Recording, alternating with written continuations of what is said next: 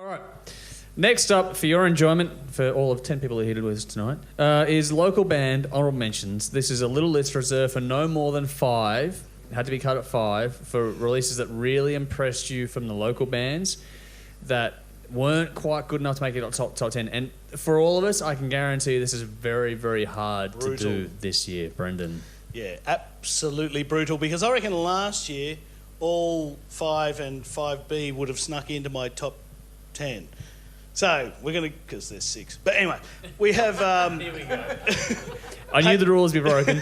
We got Pagan with Black Wash. How that has not made my top 10 actually staggers me, because that album is fucking incredible.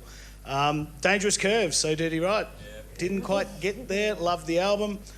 Ablaze with No Chaser has also fallen outside, which is incredible. Moonshifter, love, lust, fire, dust, love the band, love the album, it's incredible. Nope, didn't get there. Screaming Eagle, Ride the Tiger, great album, didn't make it. Bigger Than Jesus, One for the Road. Love the album so bloody much, but also didn't quite get there for me. So, and there was probably 10 more I could have thrown in that list. It was brutal, but yeah, they're the ones, honourable mentions, didn't make it for me. This was so fucking hard, and I can guarantee these 5 are going to be in other people's top 10s. I mean, any one of these could actually be a number 1 album, but for me, I just couldn't fit everything into the top 10. So local mentions were Lily with Evolve, Hammerkant, Cycle of Life, Espionage, Digital Dystopia, Diamond Fox, Aim at the Stars, fuck, that was good. White Widow, Victory. Well, yeah, look, this was tough, and so these are the local albums that I enjoyed, and they aren't in any particular order because they were all bloody awesome for different reasons. So look, I'm just going to go alphabetical. Ablaze, No Chaser, great band, great album, and this band really shines in a live setting, which is the main thing. And what this album did is it really captured what they're like live. The growth. That's what I was about to say. Now, the growth. I mean, I saw these guys live a few times this year, and just the growth in this band, fantastic, phenomenal. Not only that, but they're some of the nicest guys you're going to meet. And, like, they have fun with it, but they put 110% into the band. Like I said before, one of the hardest working bands on the circuit. And you can tell from everything they put into the writing, recording, the arrangement, everything like that. But even the engagement on social media with the fans, second to none. So Ablaze could have easily been in the top 10, just missed. Black Majesty, Children of the Abyss, one of my personal... they just missed it. You guys saw the review, so you know how much I really dig this album. You and I did the review together. Great band and great album. These guys continue to deliver. And this is 15 or so years into their career. Okay, so they're veterans of the local metal scene stuff. They're one of my favourite power metal bands. I'm pretty picky with power metal bands, or if you want to call them power metal. But these guys just missed it. Look, if these guys lived overseas in Germany or something like that, they'd be huge. Okay, we really take for granted how good this act is. I went to quite a few local gigs this year. I think Wayne was at a few of them as well. These guys really pull it off as well. And it's not easy stuff to play.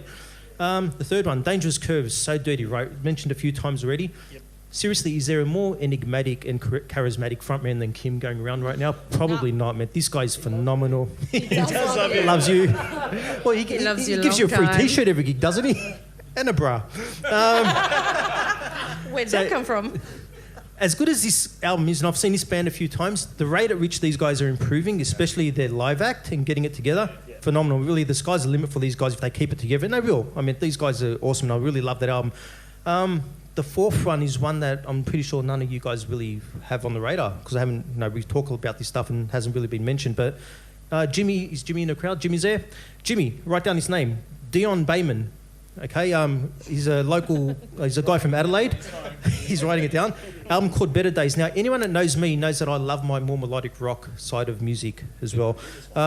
So if you're into AOR, West Coast kind of music, artists like Rick Springfield, Richard Marx, even Bon Jovi, a little bit of Heat and Eclipse in there as well. From Australia. Definitely.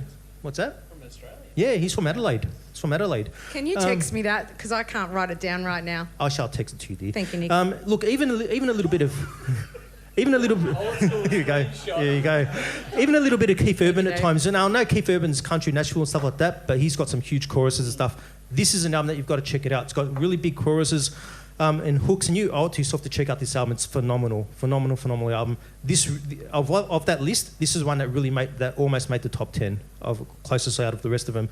If Dion Bayman, So, yeah, check that out. Any other questions from the Peanut Gallery while we're here? Come on, Jesus, cool. Nick. Okay, cool. Look, if this album came out of nowadays Nashville, stuff like that, this will be huge. But no, Adelaide's not Nashville. So anyway, they're my honourable mentions. I don't know. It's the backwater. Oh, no, not much else is coming out of Adelaide nowadays. Australian audience. There you go. This is where the rule breaking begins. It Begins. You've already done it, Dan. There's more. So more will be revealed a little bit later. Well, you haven't got that many clothes left on. Then. Like Brendan, I also have 6. Man, and this breaks my heart. Every single band I'm about to mention easily could have been in my top 10. Yep. Easily. Yep. Diamond Fox. And that fucking hurt. Screaming Eagle, Brendan. Yep. Greystone Canyon. Oh, yeah. And that was killer, man. Oh, like this is hurting me. Yeah, damn straight boo. Yeah. So what the fuck made it, right? Hammercan. Yeah. So good. Back to Eden. I lost my shit over that album. I loved it. And like you too, Brendan, Moonshifter. Yeah. So yeah, that really hurts. Can we please do a top 50 next time? Top 50. How long do you want us to fucking sit here and film for? I don't think the bar's got that much alcohol in it. Well, you kind of like did a a top challenge. 20 now anyway. You can do it on your fucking radio shows. There you go. You got your own platform there. I'm not editing everyone's top 50. Fuck off. As we're having Ouzo shots. Ouzo and Perno. Straight no chaser. Yeah. There we go.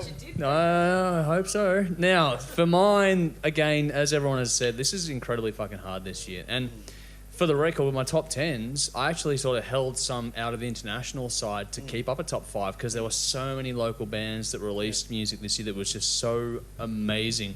We have one of the best scenes musically in the world right now, and it needs to be celebrated a lot more than it is. Yep, well, I'm happy to say it's the best, but fuck, it's amazing. And this is really hard because cutting down this final, like you get your top 10, and that's usually not as hard as getting what's going to sort of squeeze into your honorable mentions for mine anyway.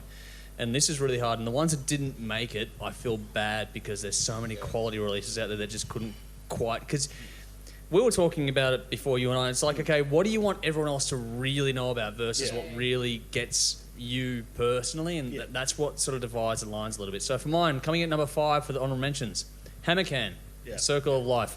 Great. Some of the nicest guys you'll fucking meet, but a fucking ripping album. I loved the debut album, Flying Into the Sun, but this beats that comfortably. Moonshifter, Love, Lust, Fire, Dust. And I love those guys to death, but they just... Fuck, it's a great album, but it doesn't quite make it. She-Wolf, The Other Side, a huge fan favourite out there, audience favourite, but just, it's a great album, but not quite. Dangerous Curve, So Dirty Right, it's another one. We're on a par at least. Coming at number 1 for the honourable mentions, though, is A Blaze No Chaser. Couldn't quite cut into the top 10. I love it. I reckon it's fantastic, but it couldn't quite beat what's in there. Top 10s are going to be really interesting. It's going to be interesting. It is. But yes, on that note, we'll move along to our international honourable mentions. All right. Cool. Who wants to go first on this? Yeah? This is scary shit, actually. How in sync we are this year. It's just Surprising, yeah. It's just wonder what's in and what's not. I think our top 10s themselves are more divisive than our honourable mentions. Yeah, probably. Yeah. Team on top 10's got to be different. I think mine will be as well. All right. Who wants to go first on the honourable mentions for international? Nikki? Me. All right.